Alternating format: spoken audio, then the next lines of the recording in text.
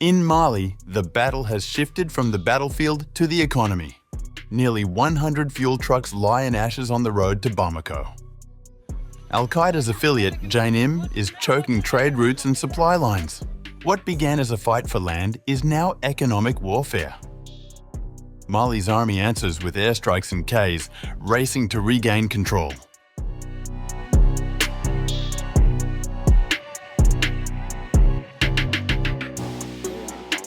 Militants linked to Al-Qaeda have escalated their campaign in Mali, burning nearly 100 fuel trucks en route to the capital Bamako.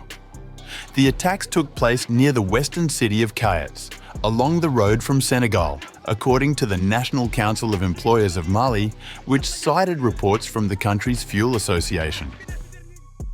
The group behind the assault, Jama'at Nusrat al-Islam wal-Muslimin, or JNIM, imposed a ban on fuel imports earlier this month. Analysts say the blockade poses a direct threat to Mali's fragile economy and complicates the junta's attempts to assert control. Viral videos circulating this week showed tankers abandoned and engulfed in flames along the roadside.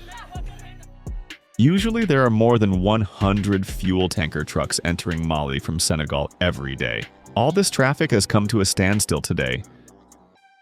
Mali's army confirmed its forces came under attack while escorting convoys, but provided no further details on the scale of the damage.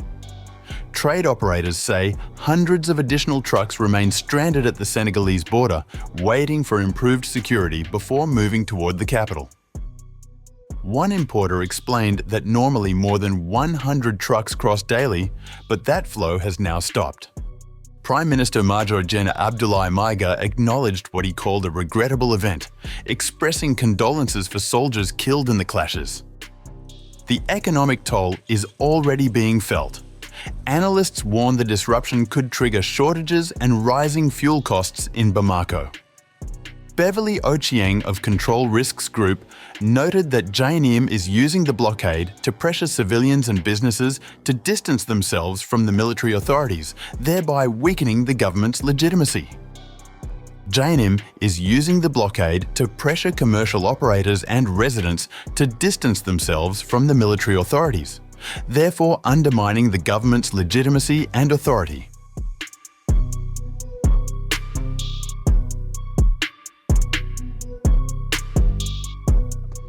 Mali's crisis has its roots in a decade of insurgency that reshaped the country's security landscape. Since 2012, jihadist groups affiliated with Al-Qaeda and the Islamic State have entrenched themselves across northern and central regions, exploiting weak governance and local grievances. Jama'at Nusrat al-Islam wal-Muslimin, or JNIM, has emerged as the most powerful faction. Its strategy has evolved from direct confrontation with the army to a broader campaign aimed at undermining state authority through control of territory and trade. By erecting checkpoints, levying informal taxes, and disrupting commerce, the group has blurred the lines between insurgency and economic warfare. Traditionally, the conflict was concentrated in areas such as Timbuktu, Mopti, and Ségou. But over the past several years, JNIM has pushed southward, expanding its reach into Sikasso and Koulikoro, edging closer to the capital. Analysts note that this geographic shift has widened the insurgency's impact, threatening not just rural communities, but also Mali's economic lifelines. Kayes, in particular, has become a strategic focus. Known both as Mali's gateway to Senegal and as a hub of gold production, the region underpins trade and fiscal stability. Control of this corridor means leverage over the country's dependence on imported food, fuel, and manufactured goods. Regional observers caution that this pattern of expansion is not confined to Mali. With trade links extending through Senegal and Mauritania, the insurgency's economic tactics now carry the potential to destabilize neighbouring states, signalling a new phase in the Sahel's security crisis.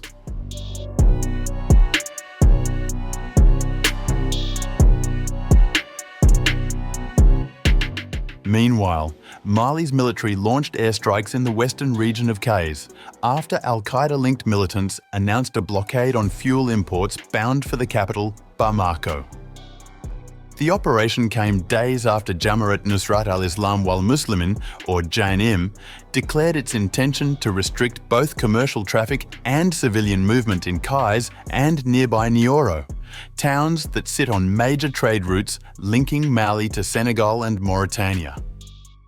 Analysts warned the strategy could choke off essential supplies to the capital, deepening an already fragile economic situation. In a statement, the Malian army said it carried out operations in Diema and Nioro, describing strikes that targeted militant positions and freed hostages.